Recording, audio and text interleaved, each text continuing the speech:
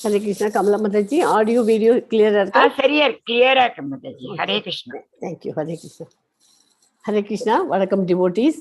இன்னைக்கு ISKCON மங்களூர் சார்பாக பகவத்கீதை 18 நாள் வகுப்பிற்கு இன்னைக்கு டே 4 தானே இன்னைக்கு. ஆமாம், டே 4 உங்களை அன்போடு வரவேற்கிறது. கிளாஸை ஸ்டார்ட் பண்ணுறதுக்கு முன்னாடி ப்ரேயரோட கிளாஸை ஸ்டார்ட் பண்ணலாம். ஓகே. நம ஓம் விஷ்ணு பாதாய கிருஷ்ண பிரேஷ்டாய பூதலே ஸ்ரீமதே பக்தி வேதாந்த சுவாமி நிதி நாமினே நமஸ்தே சரஸ்வதி தேவே கௌரவாணி பிரச்சாரினே நிர்விசேஷ சூன்யவாதி பாஷ்சாத்திய தேசதாரினே கிருஷ்ணாய வாசுதேவாய தேவகி நந்தனாய ச நந்தகோபகுமாராய கோவிந்தாய நமோ நமக. நம பங்கஜ நாபாய நம பங்கஜ மாலினே நம பங்கஜ நேத்ராய நமஸ்தே பங்கஜாங்கரியே. जय श्री कृष्णा चैतन्य प्रभु नित्यानंद श्री अद्वैत गदाधारा श्री वासादि गौर भक्त वृंद. हरे कृष्णा कृष्ण कृष्णा हरे हरे, हरे रामा राम राम हरे हरे. ओम नमो भगवते वासुदेवाय, ओम नमो भगवते वासुदेवाय, ओम नमो भगवते वासुदेवाय. ओम अज्ञानतिमिरन्धस्य ज्ञानाञ्जन शालाकाय चक्षुरुन्मीलितं येन तस्मै श्री गुरुवे नमः. हरे कृष्ण.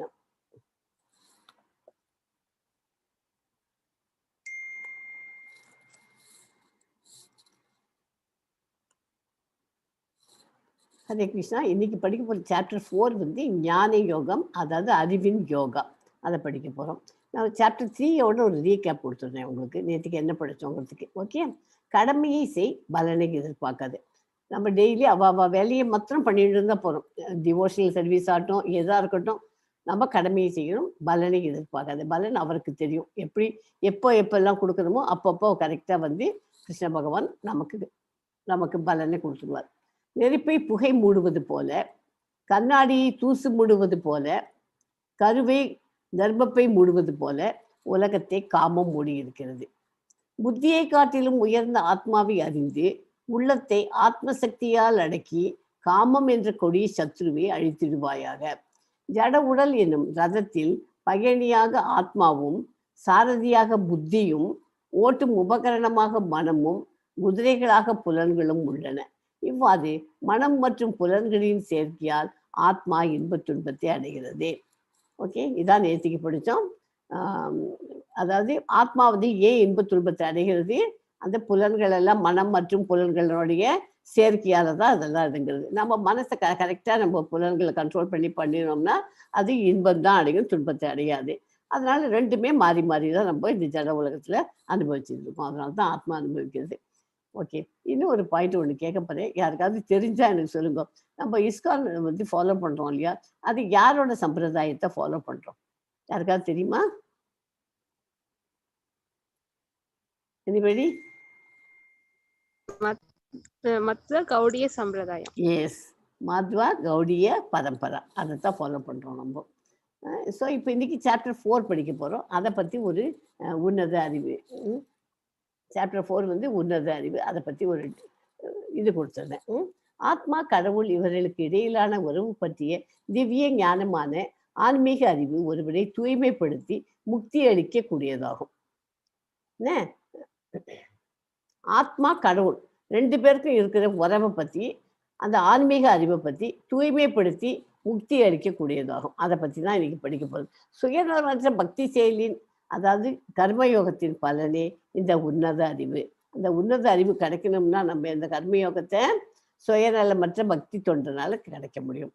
இந்த உன்னத அறிவு கீதையின் புராதன வரலாறு, யுகந்தோறும் ஜட ஒலியில் தோன்றுவதன் காரணமும் முக்கியத்துவமும் மற்றும் தன்னை உணர்ந்த குருவை அணுகுவதன் அத்தியாவசியமான தேவை ஆகியவற்றை பகவான் விளக்குகிறார். இது யுகந்தோன்றும் இது நமக்கு தோன்றது, இந்த ஜட ஒலிகளில் தோன்றுகிறார். அது முக்கியமானது. அதுக்கு நமக்கு வருகிற ஒரு குருவை நம்ம அணுகுவது அத்தியாவசியமான தேவை. அதையும் இந்த சாப்டர்ல படிக்க போறோம். பக்தர்களை காத்து துஷ்டர்களை அழித்து தர்மத்தின் கொள்கைகளை மீண்டும் நிலைநிறுத்தி நிற்பதற்காக நானே யுகந்தோறும் பிறக்கிறேன். இந்த ஸ்லோகம் ரொம்ப இம்பார்ட்டன்ட் ஸ்லோகம். இந்த சாப்டர்ல வருது. என்ன சொல்றார்? பக்தர்களை காத்து துஷ்டர்களை அழித்து தர்மத்தின் கொள்கைகளை மீண்டும் நிலைநிறுத்துவதற்காக நானே யுகந்தோறும் வருகிறேன் பிறக்கிறேன் அப்படிங்கிறார். சரியா? நம்ம ஃபர்ஸ்ட் சாப்டரை படித்தோம் இல்லையா? அந்த ஃபர்ஸ்ட் சாப்டர் ஒரே ஒரு சென்டென்ஸ்ல யாருக்காவது சொல்ல தெரியுமா? Wrong thinking is the only problem in life. Okay. ரெண்டாவது சாப்டருக்கு right knowledge is the ultimate solution to all our problems. அதுதான் செகண்ட் சாப்டருக்கு ஒரு சென்டென்ஸ்ல வரணும்னா. தேர்ட் சாப்டருக்கு ஒரே சென்டென்ஸ்ல selfless is the only way to progress. அதுதான் தேர்ட் சாப்டருக்கு. இந்த சாப்டருக்கு இப்போ இந்த ஃபோர்த் சாப்டருக்கு every act can be an act of prayer. எந்த காரியமும் ஒரு ஆக்ட் ஆஃப் ப்ரேயராக இருக்கணும் அப்படிங்கிறது தான் இந்த சாப்டருடைய இது. ஓகே.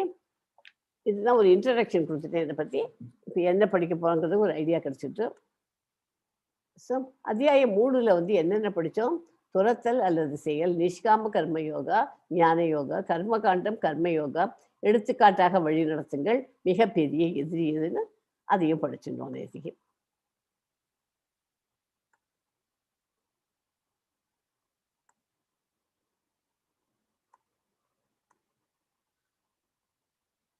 ஸோ இன்னைக்கு சாப்டர் 4 அதில் வந்து பாயிண்ட் 1லேருந்து ஃபர்ஸ்ட் ஸ்லோகத்துலேருந்து 10வது ஸ்லோகம் வரைக்கும் கிருஷ்ணரை பற்றிய ஆழ்நிலை அறிவு பார்க்க போகிறோம். கிருஷ்ணர் அனைத்து பாதைகளின் குறிக்கோளாகவும் வர்ணாசிரம அமைப்பை உருவாக்கியவராகவும் இருக்கிறார்.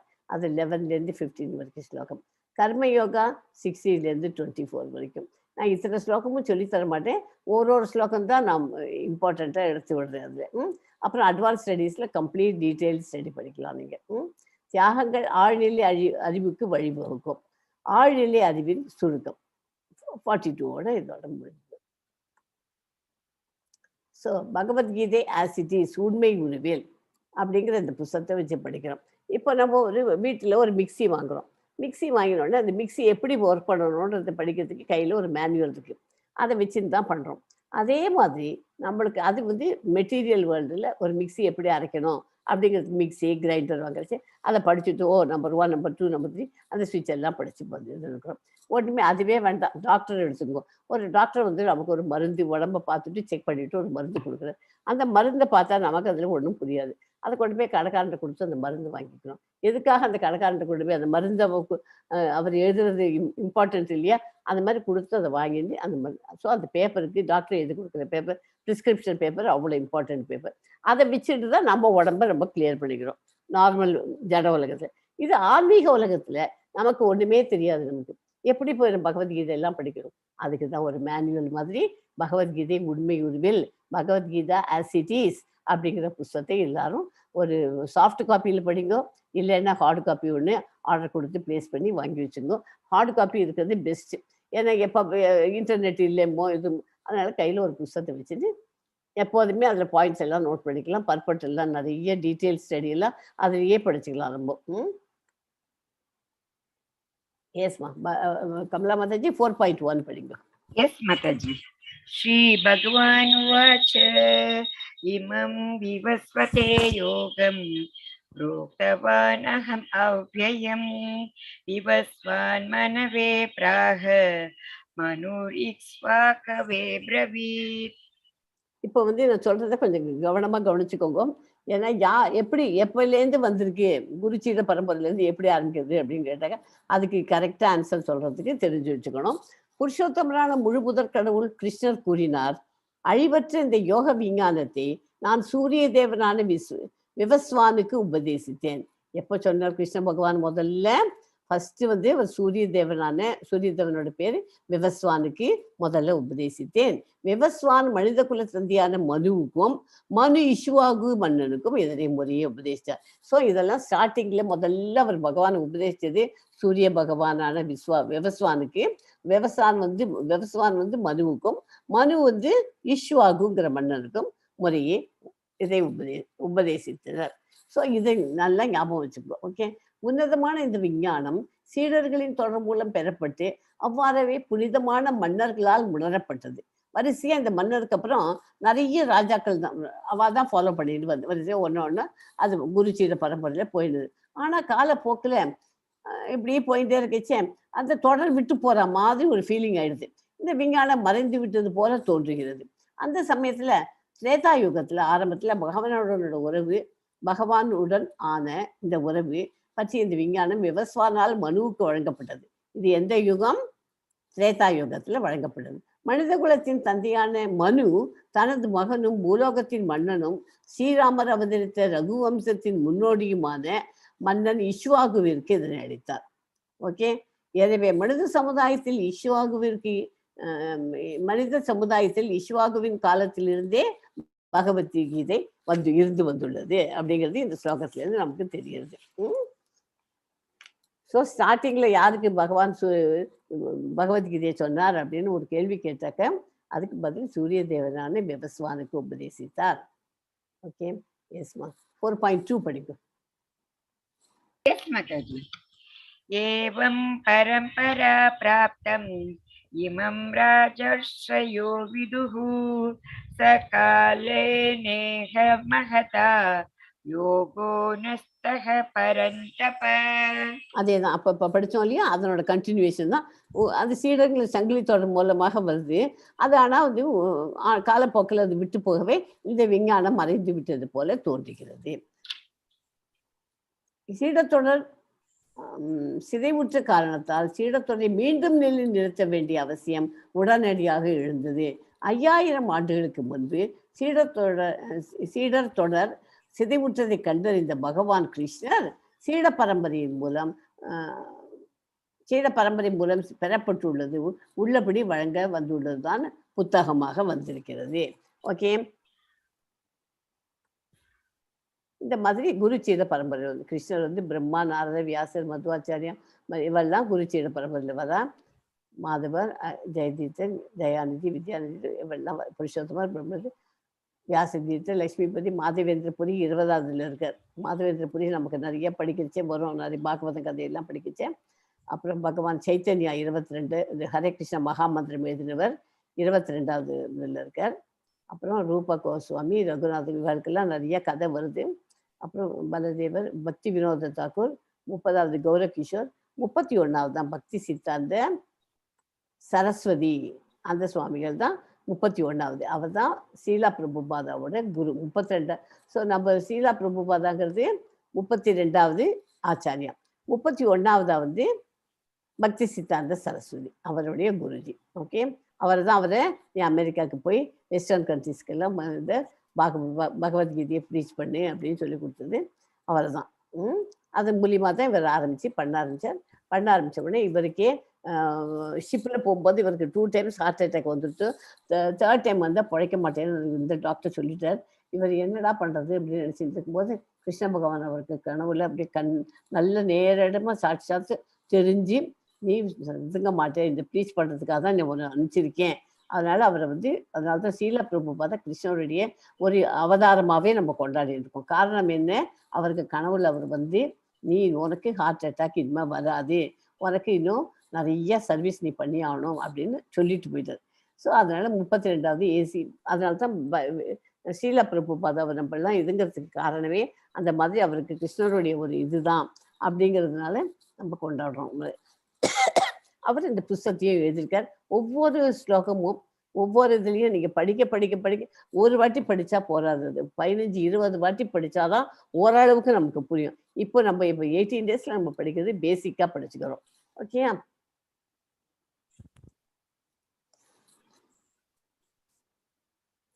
ஸோ இந்த பேரெல்லாம் நமக்கு தெரிஞ்சு வச்சுக்கிறதுக்கு யோஜனை.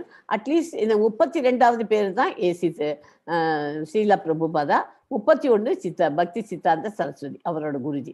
இது 31, 32 தெரிஞ்சு வச்சுக்கோங்க அட்லீஸ்ட். ஏன்னா இதெல்லாம் கேள்வியில் வரும், அதுக்காக தான். அதை உங்களுக்கு தமிழில் படிக்க சில பேருக்கு படிக்க முடியாது, அவள் இங்கிலீஷில் படிச்சுக்கணும்.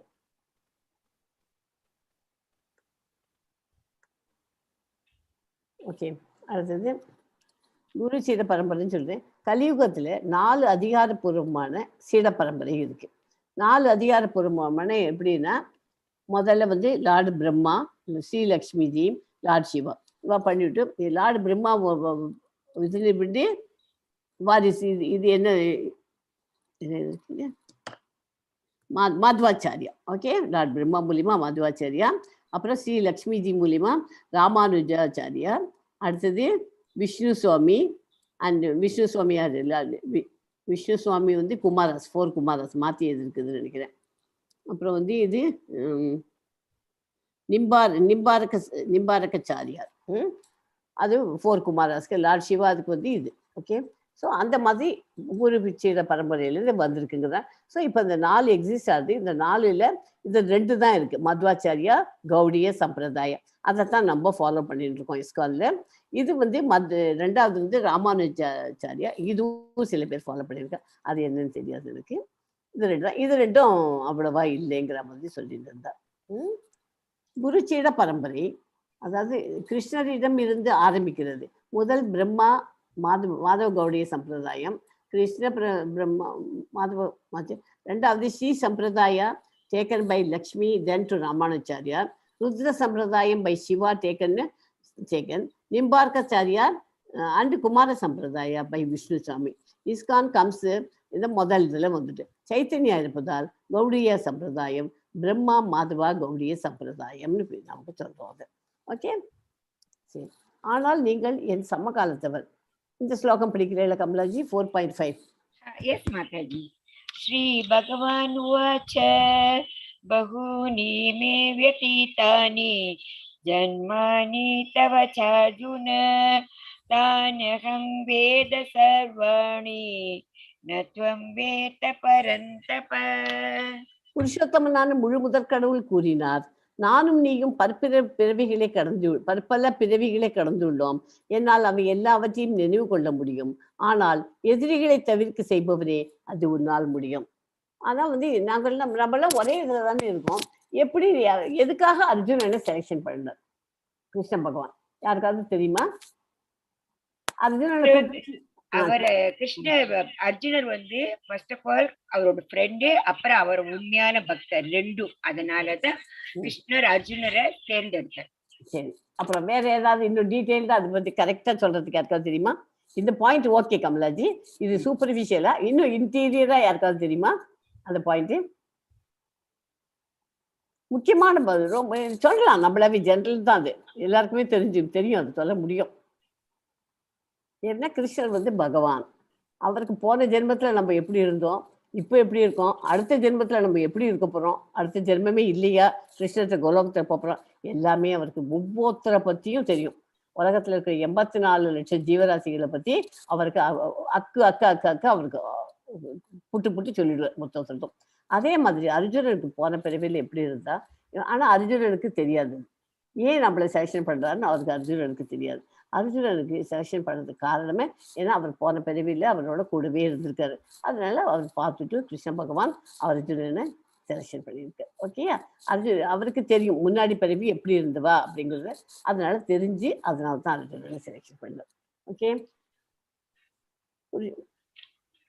புருஷோத்தமரான முழுமுதற் கடவுள் சொல்றார், நானும் நீயும் பற்பல பிறவிகளே கடந்து உள்ளோம். எல்லாத்தையும் என்னால நனவு வச்சுக்க முடியும், ஆனால் ஒன்னால அதெல்லாம் முடியாது. எதிரிகளை தவிர்க்க செய்யும் அது ஒன்னால முடியாது. ஏன்னா நம்ம எல்லாரும் ஒரே சமகாலத்தவர்கள் தான் இருந்தா கூட என்னால எல்லாத்தையும் ஞாபகம் வச்சுக்க முடியும், ஒன்னால ஞாபகம் வச்சுக்க முடியாது. ஏன் அப்படின்னா கிருஷ்ணர் ஒரு பகவான், நமக்கு அவர் ஒரு கடவுள் அப்படிங்கிறது இருக்கலாம். ஓகே.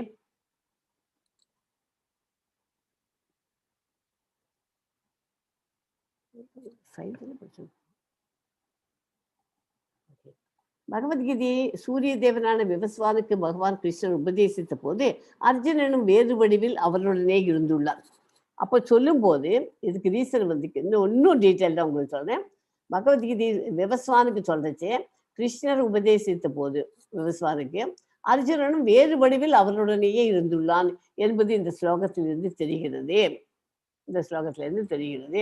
ஆனால் அர்ஜுனனுக்கும் பகவானுக்கும் உள்ள வேறுபாடு என்னவென்றால், பகவானால் அந்த நிகழ்ச்சியை நினைவு கூற முடியும், ஆனால் அர்ஜுனனால் முடியவில்லை. இதுதான் கடவுளுக்கும் அவரது அம்சமான உயிர் வாழிகளுக்கும் உள்ள வித்தியாசம். நம்மளால பண்ண முடியாது, நம்ம போன ஜென்மத்தில் எப்படி இருந்தவங்களா நம்மளால பண்ண முடியாது இல்லையா? இந்த ஸ்லோகம் இம்பார்ட்டன்ட் ஸ்லோகம். ஏன் அர்ஜுனனை தேர்ந்தெடுத்தார் அப்படின்னு யாராவது கேள்வி கேட்டான்னா இந்த ஆன்சரை சொல்லணும்.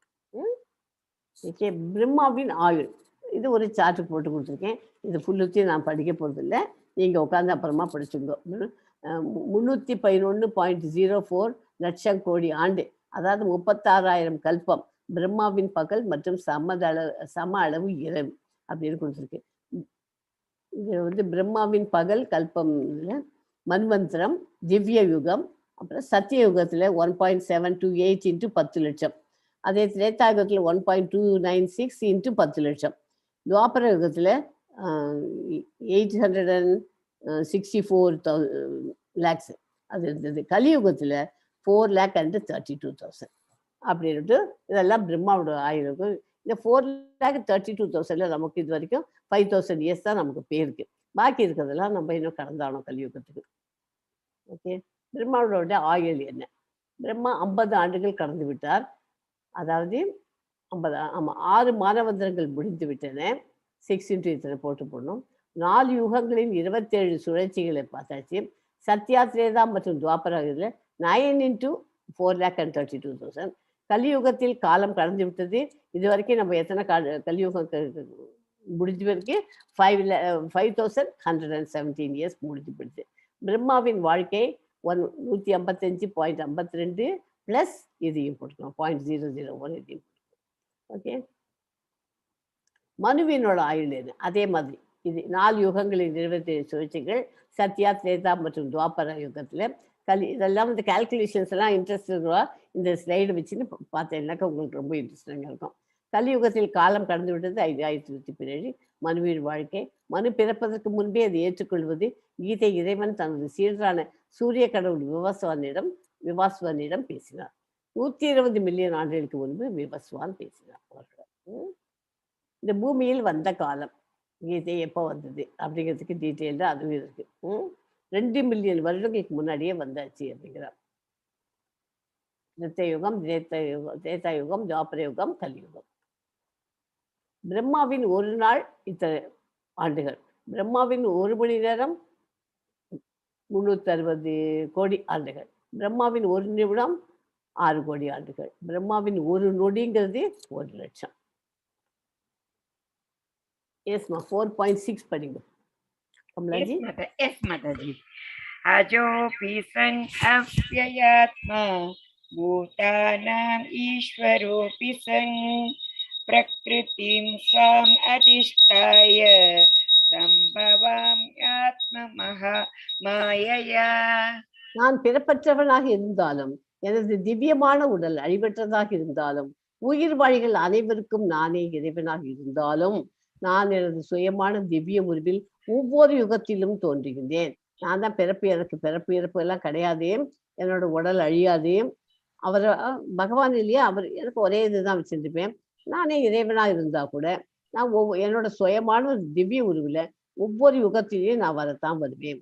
எப்பெல்லாம் கஷ்டங்கள் எல்லாம் வருதோ அந்த சமயத்துல அவர் அவதாரம் ஆவார். யாரோ அன்னைக்கு கேட்டா போன பேட்ச்ல, இப்ப கரோனா வந்திருக்கே, வருவார் அவர் கிருஷ்ண பகவான்? கண்டிப்பா அது ஏதாவது ஒரு ரூபத்துல வருவார். அவர் நேரம் வரல, நேரம் வர்றதுக்கு பதிலாக வேற ஒரு மூலியமா வந்து அதை நம்மளுக்கு இராடிகேட் பண்ற அளவுக்கு நமக்கு பண்ணி கொடுத்துட்டு தான் போயிருக்காரு அவர். நேரம் வரல, இந்த வாட்டிக்கு வருவார், கண்டிப்பா வருவார். எப்போ அந்த மாதிரி தர்மம் சீர்குலைந்து அதர்மம் ஆதிக்கம் செலுத்துகிறதோ அந்த சமயத்துல கண்டிப்பா அவர் வருவார். அதனால அந்த ஸ்லோகம் ரொம்ப இம்பார்ட்டன்ட் ஸ்லோகம். பகவான் தனது பிறப்பின் விசேஷத்தன்மையை பற்றி இந்த சாப்டர் இந்த ஸ்லோகத்துல சொன்னார். சாதாரண மனிதனை போல நான் தோன்றினாலும் பற்பல முந்தைய பிறவிகள் அனைத்தையும் அவர் நினைவில் வைத்துள்ளார். சாதாரண மனிதனால் சில மணி நேரத்திற்கு முன்பு என்ன செஞ்சேன் என்பதை கூட நினைவில் வைத்துக் கொள்ள முடியாது. பகவான் தனது சுய உடலில் தோன்றுவதாக கூறுகிறார். எப்போது அவர் தோன்றினாலும் தனது அந்தரங்க சக்தியால் சுய உடலிலேயே தோன்றுகிறார். 2 கைகளுடன் புல்லாங்குழலுடன் ஏந்தியவாறு தோன்றுகிறார். அவர் இதுல வந்து என்ன ஸ்பெஷல் இதுனாக்கா, பகவானுக்கு கிருஷ்ண பகவானுக்கு அவருக்கு எங்கேயாவது நீங்க வயசான போட்டோ அப்படின்னு நீங்க எங்கேயாவது பார்த்துருக்கீங்களா? எல்லாம் யங் போட்டோஸாக தான் இருக்கும், பார்த்துருக்கீங்க, கவனிச்சு பார்த்தேன்னாக்கா. அதுதான் அவரோட ஸ்பெஷல், கிருஷ்ண பகவானுடையது. எஸ்மா 4.7 படிங்க. எஸ் மாதாஜி. யதா யதா ஹி தர்மஸ்ய க்ளானிர்பவதி பாரத அப்யுதானம் அதர்மஸ்ய ததாத்மானம் ஸ்ருஜாம்யஹம். எப்போதெல்லாம் எங்கெல்லாம் தர்மம் சீர்குலைந்து அதர்மம் ஆதிக்கம் செலுத்துகின்றதோ பரதகுல தோன்றலே அப்போதெல்லாம் நான் தோன்றுகின்றேன். எப்பெல்லாம் அந்த மாதிரி தர்மம் சீர்குலைகிறதோ அந்த சமயத்துல நான் அங்க இருப்பேன். அப்படிங்கிறது. இதுல வந்து சிஜாமின்னு ஒரு வார்த்தை இருக்கு பாருங்க லாஸ்ட்ல, சிஜாம் யகம்னு. அந்த சிஜாமிங்கிற சொல்லி என்னது, அது ரொம்ப முக்கியமானது. சிஜாமி என்ற சொல்லை படைப்பு என்னும் பொருளில் உபயோகிக்க முடியாது. சிஜாமின்னா படைக்கிறது அது. ஏனெனில் பகவானது அனைத்து ரூபங்களும் நித்தியமானவை என்பதால் அவரது உடலுக்கு படைப்பு என்பதே கிடையாது. எனவே சிஜாமி என்பது பகவான் தனது சுய உருவில் தோன்றுவதை குறிக்கும். சிஜாமி நான் மறுபடியும் 100 இதுல படைச்சுன்னு வருவேன் அப்படின்னு. படைச்சுலாம் வரல, அவரோட நித்திய உருவத்துல அதுல வருவேன் அப்படிங்கிறார். தனது சுய உருவில வருவேங்கிறார். உண்மையான தர்மம் மறைந்து அதர்மம் ஆதிக்கம் செலுத்தும் போது அவர் தனது சுய விருப்பத்தால் தோன்றுகிறார். தர்மத்தின் மிக உயர்ந்த கொள்கை தன்னிடம் சரணடைவது என்று வேறு ஒன்றுமில்லை.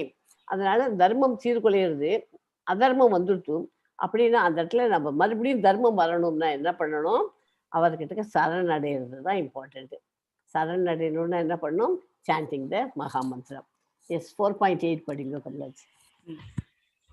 परित्राणाय साधूनां विनाशाय च दुष्कृतां धर्म संस्थापनार्थाय संभवामि युगे युगे. இந்த சாப்டர்ல ரொம்ப ரொம்ப இம்பார்ட்டன்ட் ஸ்லோகம் ஒன்று வேணும்னு கேட்டால் 4.8 தான் நான் சொல்லுவேன். ஓகே. பக்தர்களை காத்து துஷ்டர்களை அழித்து தர்மத்தின் கொள்கைகளை மீண்டும் நிலைநிறுத்துவதற்காக நானே ஒன்றோறும் வருகிறேன், தோன்றுகின்றேன். ஒருவன் தர்மத்தை கடைபிடிக்காத போது போல தோன்றினாலும் கிருஷ்ண உணர்வினால் தகுதிகளை முழுமையாக பெற்றிருந்தால் அவனை சாது என்றும், துஷ்கிருதாம்னாக்க கிருஷ்ண உணர்வை அலட்சியம் செய்பவனை குறிக்கிறது. பக்தர்களை விடுவிக்கவும் துஷ்டர்களை அழிக்கவும் பல்வேறு அவதாரங்களில் பகவான் தோன்றுவதாக இங்கு கூறப்பட்டுள்ளது. புரிஞ்சுதான்? தர்மத்தை கடைபிடிக்காத போது போல தோன்றினாலும் அவன் கிருஷ்ண உணர்வுல இருந்தான்னாக்க அவன் தர்மத்தை கடைபிடிக்காத மாதிரி இருக்கும் பார்த்தாக்க, ஆனா அவன் கிருஷ்ண உணர்வுல இருக்கான். அந்த மாதிரி இருந்தா அவனை சாது என்று சொல்லலாம். துஷ்கிருதாம் அப்படின்னா என்ன, சாது சொல்லியாச்சு, சாது நாம் சொல்லியாச்சு. முதல் 2வது லைன்ல துஷ்கிருதாம் அப்படின்னு. துஷ்கிருதானா கிருஷ்ண உணர்வை அலட்சியம் பண்றவா. அவள என்னது Krishna is a person, is not a பகவான், காடு இவெல்லாம் சொல்றா அப்படின்னு சொல்லிட்டு சொல்றார். அவர் காடாங்கிறது மேல வரப்போற சாப்டர்ல பகவான் அப்படிங்கிறது நமக்கு ப்ரூவ் பண்றதுக்கு 11வது சாப்டர்ல வர்றார். அப்பதான் அர்ஜுனன் கேட்கிறார், இந்த மாதிரி எனக்கு எல்லாரும் உன்னை வந்து கடவுள் இல்லை, நீ மனுஷ ரூபத்துல தானே இருக்க அப்படின்னு உன்னை நம்பிக்கை இல்லாம இருக்கா, நீ அவளெல்லாம் நம்ப வைக்கிறதுக்காக நீ வந்து உன்னோட சுயத்தை காமிக்கணும், சுய ரூபத்தை காமிங்கோ அப்படிங்கிற. அதுக்காக தான் அவர் என்ன பண்றார், சுய ரூபத்தை எடுத்து விஸ்வரூப தரிசனம் கொடுக்குறார். அந்த சாப்டர் வரைச்சு அது டீட்டெயிலாக படிக்கலாம். இப்போ ஒரு ஐடியா கொடுத்தேன். பக்தர்கள் விடுவிக்க துஷ்டர்களுக்கும் பல்வேறு அவதாரங்களில் பகவான் தோன்றுவதாக கூறுகிறார். ஓகே. ஸோ இந்த ஸ்லோகம் எல்லாரும் மனப்பாடம் பண்ணிக்கோங்க. பரித்ராணாய சாதுனாம் விநாசாய ச துஷ்கிருதாம் தர்ம சம்ஸ்தாபனார்த்தாய சம்பவாமி யுகே யுகே. ஈஸி ஸ்லோகம் தான் அது. 4.9 படிங்க கமலாஜி. माताजी. जन्म कर्म च मे दिव्यम् एवं यो वेति तत्त्वतः त्यक्त्वा देहं पुनर्जन्म नैति माम् एति सोऽर्जुन. இந்த ஸ்லோகம் ரொம்ப ரொம்ப இது ஒரு எல்லா ஸ்லோகமே இம்பார்ட்டன்ட். ஒவ்வொன்றிலையும் ஒன்று பகவானை பற்றிய ஆன்மீக அறிவுதால் அடையும் பலன், அதுலேருந்து நமக்கு என்ன பலன் கிடைக்கும், அவரை பற்றி நமக்கு பகவானை பற்றி நல்லா தெரிஞ்சு அதை ஃபாலோ பண்ணுன்னு சொல்கிறோமே, அது பண்ணினா என்ன நமக்கு பலன் கிடைக்கும் யாருக்காவது தெரியுமா? பகவான்கிட்ட நம்ம எல்லாரையும் சாண்ட் பண்ணுங்கோ அப்படின்னு சொல்லி கொடுத்துருக்கேன். பகவத்கீதை கேளுங்கோ, பாகவதம் கேளுங்கோலாம் சொல்கிறேன். இதெல்லாம் பண்ணினா நமக்கு என்ன பலன் கிடைக்கும்? பிக்சரை பார்த்துட்டு சொல்லலாம் நீங்க. இந்த பிறப்பிலிருந்து விடுதலை மாதாஜி. எஸ், குழந்தையா பிறந்துட்டு மறுபடியும் இன்ப துன்பங்களை அனுபவிச்சு, கஷ்ட நஷ்டத்தை அனுபவிச்சு, கோடை குளிர் எல்லாம் அனுபவிச்சு, இதெல்லாம் என்னத்துக்கு இதில் உட்காந்துருக்கணும். இதெல்லாம் இல்லாம நம்ம நேர கோலோக பிருந்தாவனில் போய் பகவானோட கிருஷ்ணனோட நம்ம போய் எப்போதுமே சந்தோஷம் எப்போதும் அதுதான் இருக்கும். அந்த ஒரே ஒரு இது நோக்கத்தை வச்சுட்டே நம்ம அவர்கிட்ட எல்லாத்தையும் கத்துட்டு அவர் பிரியமா நம்ம டிவோஷனல் சர்வீஸை பண்ணணும். ஓகே. எனது தோற்றமும் செயல்களும் திவ்யமானவை என்பதை யார் ஒருவன் அறிகிறானோ அவன் இந்த உடலை விட்ட பின் மீண்டும் இந்த பௌதீக உலகில் பிறவி எடுப்பது இல்லை. இந்த பௌதீக உலகத்துக்கு மறுபடியும் வரமாட்டான். அர்ஜுனா, அவன் எனது நித்திய உலகை அடைகிறான். அர்ஜுனன் வந்து அவருடைய நித்திய உலக என்ன கோலாக்க பிருந்தாவனுக்கு அவன் வர முடியும் அப்படிங்கிறார். ஏன்னா அவருக்கு தூய பக்தன். பரமபுருஷ பகவானின் பிறப்பை பற்றி உண்மை அறிந்தவன் பௌதிக பந்தத்திலிருந்து விடுதலை பெற்றவன் ஆவான். அத்வைதம் அச்சுதம் அனர்த்தியம் ஆனந்த ரூபம். இறைவனுக்கு அநேக ரூபங்கள் இருப்பினும் அவர்கள் அனைவரும் ஒரே முழு முதற் கடவுளே. ஓகே, அவருக்கு நிறைய ரூபங்கள் இருந்துருக்க, இருந்தாலும் நம்ம வந்து அவர் எல்லாத்துக்கும் முழு முதற் கடவுள் வருதான். ஓகே, இந்த படம் கொடுத்துருக்கிறதுல இதை கொஞ்சம் கவனிச்சுக்கோங்க எல்லாரும். கிருஷ்ணருக்கும் நம் அனைவருக்கும் உள்ள வித்தியாசம். கிருஷ்ணாவின் வடிவம் என்ன வடிவம்? கிருஷ்ணருக்கு திவ்யமானது, நிரந்தரமானது. ஓகே, நம்மளோடது தான் நமக்கே தெரியும். நாம் அனைவரின் நடுவிலும் தற்காலிகம். இது டெம்பரரி மெட்டீரியல் வேர்ல்டு இருக்கும், படித்தாச்சு. அதுதான் நாம் கட்டுப்படுத்தப்படுகிறோம் மாயையால். கிருஷ்ணர் மாயையின் கட்டுப்பாட்டாளர். ஓகே, நம்மெல்லாம் வந்து கண்ட்ரோலர் ஆயிடுறோம். ஆனால் கண்ட்ரோலர் யார்? ரியல் கண்ட்ரோலர் யாருன்னா கிருஷ்ண பகவான். எஸ்மா, 4.10 படிங்க. மாதாஜி.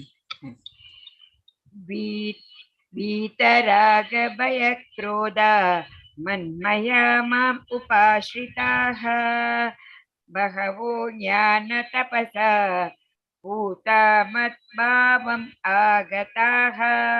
பகவானை பற்றி ஆன்மீக அறிவுதால் அடையும் பலன் என்ன? அதனால அதுக்கு நமக்கு என்ன பலன் கிடைக்கும்? நாம் தூய்மையை அடைய முடியும். அது சொல்ல முடியுமா? அதை எக்ஸ்பிளைன் பண்ண முடியுமா இருக்கிறது? எஸ் தமிழரசி மாதாஜி, நீங்க சொல்லுங்க பார்க்கலாம். உங்களுக்கு இதெல்லாம் டீட்டெயில்டா தெரியும் கொஞ்சம். எஸ் யாராவது சொல்லுங்க. சங்கரி மாதாஜி, யார் வேணாலும் சொல்லுங்க. சிவரஞ்சனி மாதாஜி, யார் வேணாலும் சொல்லலாம். அதுக்கு நாம் தூய்மை அடைய முடியும். அதாவது பற்றுதல், பயம், கோபம் இதிலிருந்து விடுபட்டு முழுதும் என்னில் லயித்து என்னை சரணடைந்த பற்பல நபர்கள் என்னை பற்றி அறிவால் இதற்கு முன் தூய்மை அடைந்துள்ளார்கள். இவ்வாறாக அவர்கள் எல்லாரும் என் மீது திவ்யமான அன்புடையவரார்கள். அவர் மேல தூய்மை அடைஞ்சதுக்கு அப்புறம் அவர்கிட்ட திவ்யமான அன்போடு இருக்கிறார்கள். ஓகே, ஆன்மீக வாழ்வை புறக்கணித்தல், ஆன்மீக தனித்துவத்தை கண்டு பயப்படுதல், விரக்தியான வாழ்வினால் எழும் சூனியத்திற்காக எண்ணம், பற்றுதல், இம்மூணு நிலைகளில் இருந்து விடுபட வேண்டும். ஜட நோக்கம் கொண்ட வாழ்வின் இந்த 3 நிலைகளிலிருந்து விடுபட பக்தி தொண்டின் விதிகளையும் ஒழுங்குமுறைகளையும் அங்கீகரிக்கப்பட்ட ஆன்மீக குருவின் வழிகாட்டலின்படி கடைபிடித்து பகவானிடம் முழுமையாக தஞ்சமடைய வேண்டும். ஓகேயா?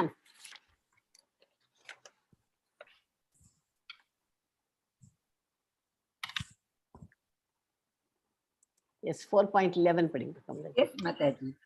ये यथा मां प्रपद्यन्ते तां तथैव भजाम्यहं मम वर्तमानुवर्तन्ते मनुष्याः पार्थ सर्वशः.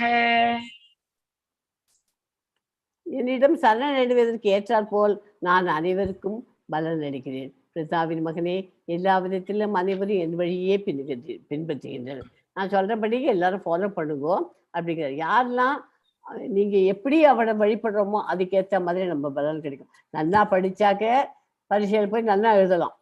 நல்லா படிக்காத அரைகுறையா படிச்சுட்டு போனா பரீட்சையில் போனா என்ன பண்ண முடியும்? சுமார மார்க்கு தான் வரும். ஒண்ணுமே படிக்காத ஆம்பா இது என்ன பரீட்சை அப்படின்ட்டு போனோம்னா ஃபெயில் ஆயிடுறோம். அதே தான் பகவானுக்கும். அவர்கிட்ட நம்ம சரணடைஞ்சு அவருக்கு சின்சியரா நம்ம இதுலேருந்து நம்ம டிவோஷனல் சர்வீஸ் பண்ணினோம்னாக்க அவர் வந்து நமக்கு ஃபுல் பலனை கொடுப்பார். ஃபர்ஸ்ட் எக்ஸலண்ட் நம்ம அவர்கிட்ட பிரியமாயிடலாம். ஏன்னா அவர் நம்மகிட்ட அவ்வளோ நெருங்கி வந்துள்ளார். நீங்கள் அதே மாதிரி 2வது டைப்பில் கொஞ்சம் கொஞ்சமாக படிச்சுன்னு போனால் அது 2வது ஸ்டேஜில் இருக்கும். உத்தமம், மத்தியமம் அண்டு லாஸ்ட்டில் ஃபெயிலியர் ஸ்டேஜில் போயிடும்.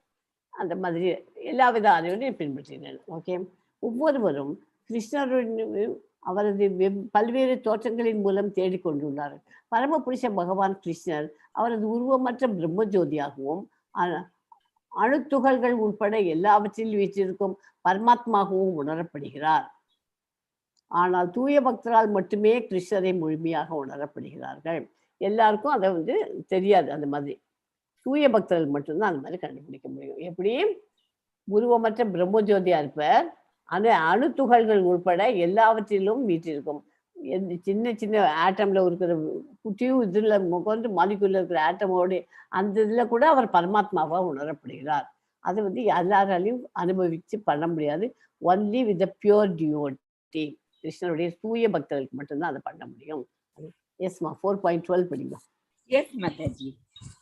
காங்ஷதஹ கர்மணாம் சித்திம் யஜந்த இஹ தேவதாஹ க்ஷிப்ரம் ஹி மானுஷே லோகே சித்தி பவதி கர்மஜா. பலன் தரும் செயல்களில் வெற்றியை விரும்பும் உலக மனிதர்கள் தேவர்களை வழிபடுகிறார்கள். இந்த உலகில் இத்தகைய செயல்களுக்கு விரைவில் பலன் கிடைப்பது உண்மையே. தேவர்களை வழிபடுறா இல்லையா, டெமிகாட்ஸ் எல்லாம். தேவர்களை வழிபட்டா என்ன அடிக்கும், உனக்கு உடனே இம்மீடியட்டா பலன் கிடைக்கும். இந்த பிக்சர்ல இருந்து யாராவது எக்ஸ்பிளைன் பண்ண முடியுமா என்னன்ட்டு? தேவர்களை வழிபடுறதுதான். வெள்ளம் தேவர்களை ஒருத்தது. இப்போ வந்து லக்ஷ்மியை வழிபடுறோம். லக்ஷ்மியை வழிபட்டா என்ன பண்ணலாம், நமக்கு ஒன்றும் கையில் காசு இல்லை, நம்மக்கிட்ட பணம் பற்றாக்குறையா இருக்குது, லக்ஷ்மியை வேண்டின்றோம்னா செல்வம் கிடைக்கும். அதே மாதிரி சரஸ்வதி தேவியை வேண்டின்றாக்க நமக்கு படிப்பு கிடைச்சிடும். சரஸ்வதி தேவிக்கு நம்ம பணம் வேணும்னு கேட்க போதில்லை, பணம். ஸோ பணம் வேணுங்கிறச்சு லக்ஷ்மியை கேட்குறோம், இதுங்கிறச்சு. அப்புறம் தைரியம் வரவழைக்கணும்னாக்க துர்காஜியை கூப்பிடுறோம், துர்கா மாதாஜியை வேண்டிக்கிறோம். இந்த மாதிரி ஒவ்வொருத்தருக்கும் ஒவ்வொரு பகவானை நம்ம கூப்பிட்டு படிக்கிறோம். இந்த மாதிரி அவள் வந்து அந்த பர்டிகுலர் ஃபீல்டு மட்டும்தான் அவள் கொடுக்க முடியும். நம்ம கிருஷ்ண பகவான்கிட்ட நீ போனேன்னா உனக்கு அனைத்து செல்வங்களும், எல்லா செல்வங்களும் கிடைக்கும், படிப்பு கிடைக்கும், எல்லாம் கிடைக்கும். He is a supreme God. தேவர்களுக்கெல்லாம் மேலே இருக்கிறதுனால அவரை வழிபட்டேன்னாக்க இப்போ இந்த உலகத்துல மாத்திரம் இல்லை, பௌதிக உலகத்துக்கு மாத்திரம் இல்லை, நமக்கு இதுக்கப்புறம் அடுத்த பிறவிங்கிறதே இல்லாமல் நமக்கு எல்லாமே பார்த்துக்கிறது அவரால் பண்ண முடியும். ஓகே. தேவர்கள் பகவானின் பல்வேறு அம்சங்கள், கடவுள் ஒருவரே, கிருஷ்ண உணர்வில் ஆர்வம் காட்டும் மக்கள் அரிதி என்பதை இந்த ஸ்லோகம் குறிப்பிடுகிறது. அதை எப்படி சொல்றாருன்னா, தேவர்களை எல்லாம் வழிபட்டு பண்ணா நீங்க தேவர்களை வழிபட்டா தேவலோகத்துக்கு போகலாம், பிரம்மலோகத்துக்கு, ஒவ்வொன்றுத்துக்கும் அப்படி அந்தந்த. சூரிய பகவான் வந்து சூரியலோகம், சந்திரன் வழிபட்டா சந்திரலோகம். ஆனா கிருஷ்ணர் வழிபட்டாக்க கோலோக விருந்தாவன் போகலாம். இங்கெல்லாம் போனாக்க என்னாகும், நம்ம இந்த ஜென்மத்துல பண்ண பாவங்கள்லாம் புண்ணியங்கள் அங்கே போய் அனுபவிச்சுட்டு மறுபிறவிங்கிறது நமக்கு உண்டு. அதுதான் மெயின் பாயிண்ட் இதில். ஓகே. ஆனால் கிருஷ்ண பகவான்கிட்ட போயிட்டேன்னா மறுபிறவிங்கிற அந்த வார்த்தைக்கு இடமே கிடையாது. ஒன்று எப்போதுமே சந்தோஷம் சந்தோஷம் சந்தோஷம். அதை ஞாபகம் வச்சுக்கோ. எஸ்மா 4.13 படிங்க கமலாஜி. எஸ் மாதாஜி. चातुर्वर्ण्यं मया सृष्टं गुणकर्म विभागशः तस्य कर्तारम् अपि मां विद्या कर्तारम् अव्ययम्. இது வந்து 3 வித இயற்கை குணங்களுக்கும் அவற்றின் செயல்களுக்கும் ஏற்ப மனித குலத்தின் 4 வகையாக நான் பிரித்து வச்சிருக்கேன். அந்த முறையை படைத்தவன் நானேனாலும் அதுலேருந்து எந்த செயல்களுக்கு அப்பாற்பட்டவனாக அறிந்து கொள். நான் தான் பண்ணினேன். பிராமணன், சத்திரியன், வைசியன், சூத்ரன். பிராமணன் வந்து என்ன பண்ணுவார், வேதங்கள்லாம் படித்து மழை வரத்துக்கு வேணுங்கிற யாகங்கள்லாம் பண்ணுறதுக்கு தகுதியெல்லாம் பிராமணர்ஸ் தான் பண்ண முடியும்.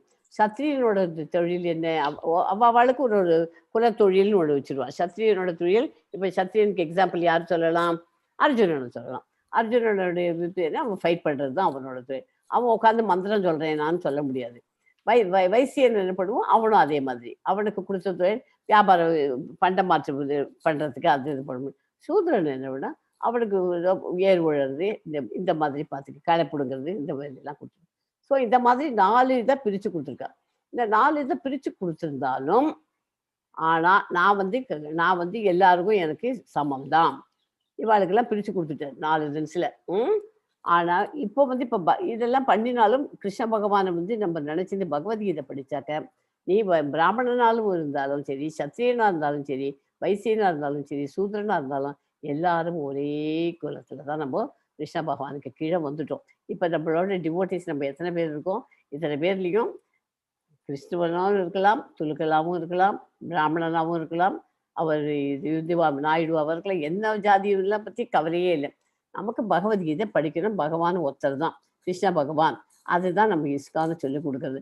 நமக்குள்ள ஜாதி வேறுபாடுகள் கிடையாது அப்படிங்கிறத புரிஞ்சுக்கணும். அதை ஒழுங்காக அது பியூராக நம்ம டெவலப் பண்ணிட்டு போனாக்க நமக்கு ஒரு ஸ்டேஜில் நமக்கு இஸ்கான்லேயே நமக்கு தீட்சை கொடுத்துடுவா. கொடுத்த உடனே இனிஷியேஷன் கொடுத்துருவா. அப்போ என்ன பண்ணுவா, உங்களுக்கு பூணல் கொடுத்துருவா. So you have become a பிராமணன் ஆகிடலாம். இல்லாட்டாலும் பிராமணனாக இல்லாத இருந்தாலும் யூ ஹவ் பிகம் எ பிராமணன். ஏன்னா நீ எல்லாத்தையும் நீங்கள் படிச்சுட்டு தான் வரணும். நம்ம அத்தனையும் படிச்சுட்டு வந்தால் தான் அந்த இனிஷியேஷன் கிடைக்கும். எல்லாருக்கும் டக்குனு இனிஷியேஷன் கிடைக்காது. ஸோ அதனால் பகவத்கீதை படிக்கிறதுல கிருஷ்ண பகவானை பற்றி புரிஞ்சுக்கிறது நல்லது. ஓகே, 4.13 முடிஞ்சு. கடவுளே ஒரு நிமிஷம். கடவுளே எல்லாவற்றையும் படைப்பவர், எல்லாம் அவரிடந்தே பிறந்தன, எல்லாம் அவரிலேயே லயிக்கின்றன, அழிவிற்கு பிறகு எல்லாம் அவரிடையே தங்குகின்றன. சமூக நிலையில் 4 பிரிவுகளும் அவரே படைப்பாளி. பிராமணர், சத்திரிய, வைசிய, சூதரர்கள் 4 பிரிவு படித்தராயினும் பகவான் கிருஷ்ணர் எந்த பிரிவையும் சேர்ந்தவர் அல்ல. அவர் கிருஷ்ணர் எந்த பிரிவின்னு நீங்க யாராவது சொல்ல தெரியுமா? அவர் எந்த பிரிவையும் கிடையாது.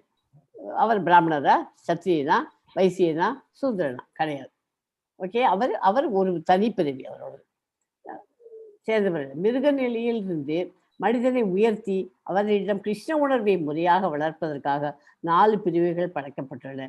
பிறப்பின் அடிப்படையில் இல்லை, குணத்தின் அடிப்படையில் தான் செயல்களில் நுணுக்கங்களை உணர முடியும். ஓகே, நம்ம என்ன செயல் பண்றோமோ அதை வச்சுதான் எந்த இதுல பிறந்திருக்கோங்கிறது இம்பார்ட்டன்ட் இல்லை.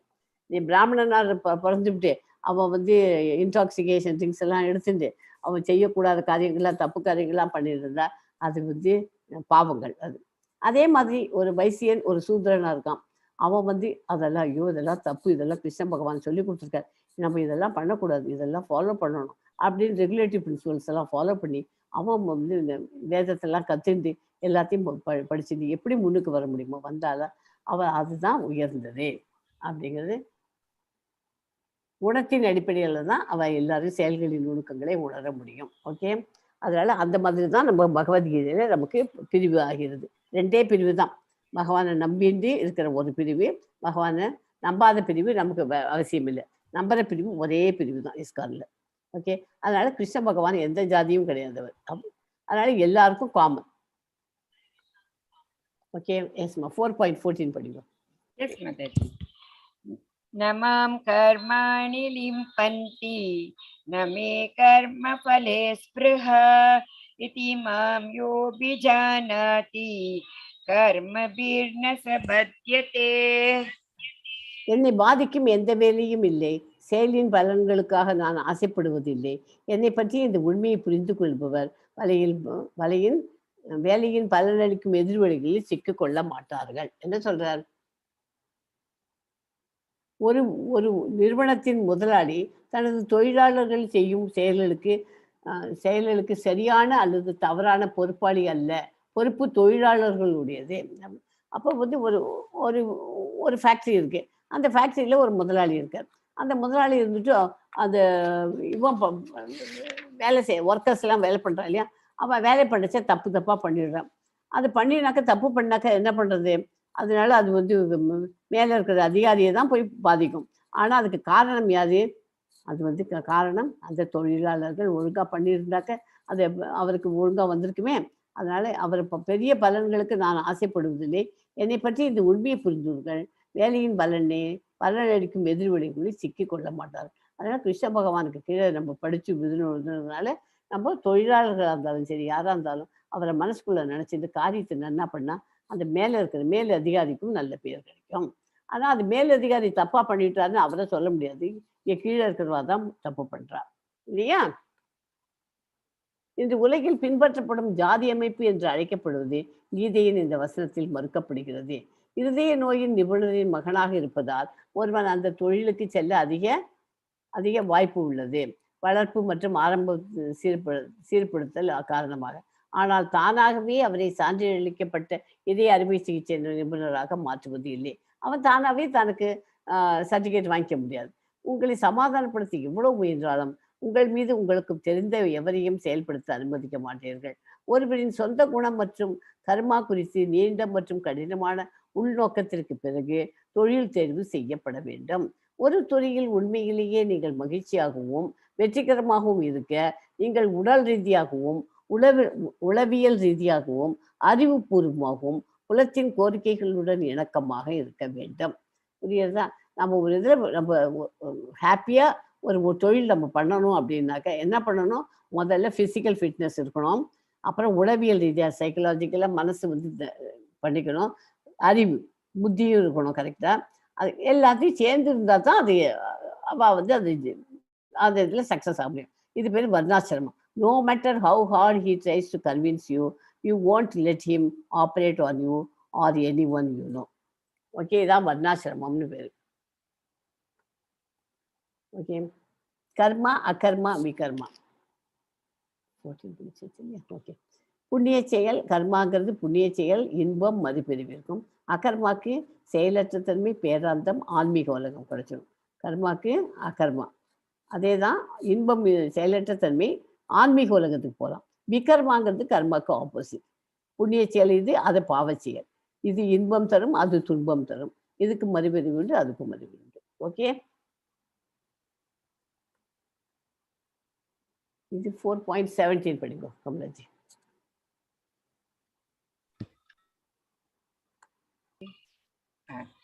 कर्मणो ह्यपि बोधव्यं च विकर्मणः अकर्मणश्च बोधव्यं गहना कर्मणो गतिः.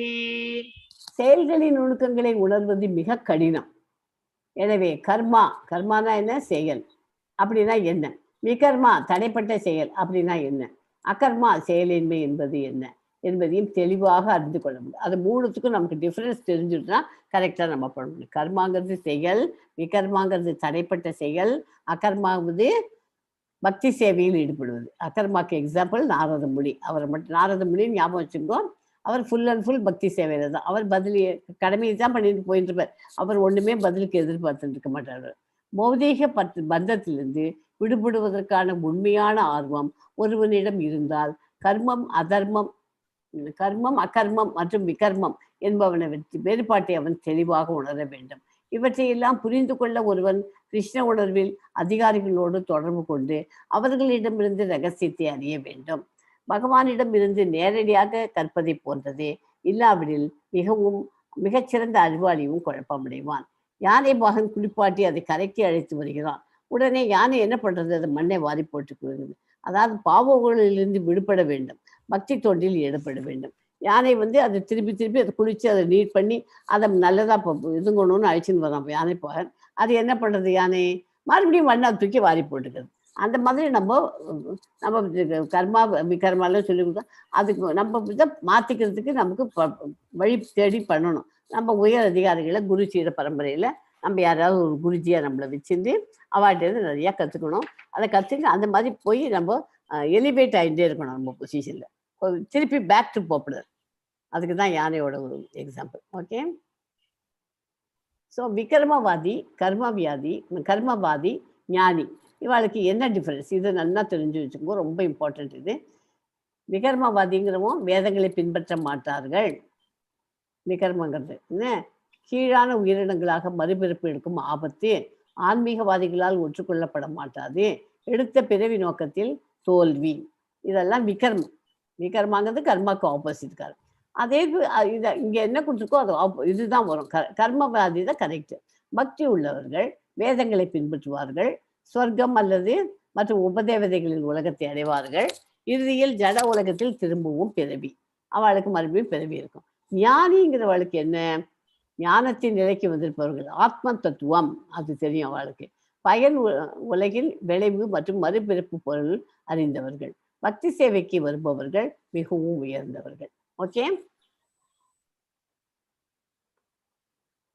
எஸ்மா 18 படிங்க.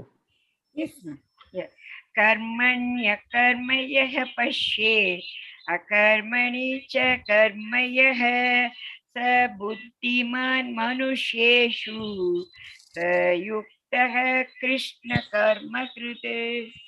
கர்மாவில் அகர்மாவில் கர்மாவையும் காண்பவனே மனிதர்களில் அறிவுடையவனாகிறான். கர்மாவில் அகர்மாவை பார்க்கணும், அகர்மாவில் கர்மாவை பார்க்கணும். அவன் தான் அறிவுடையவன். எல்லா விதமான செயல்களில் ஈடுபட்டிருந்தாலும் அவனது உன்னத நிலையில் நிலை பெற்றுள்ளான்.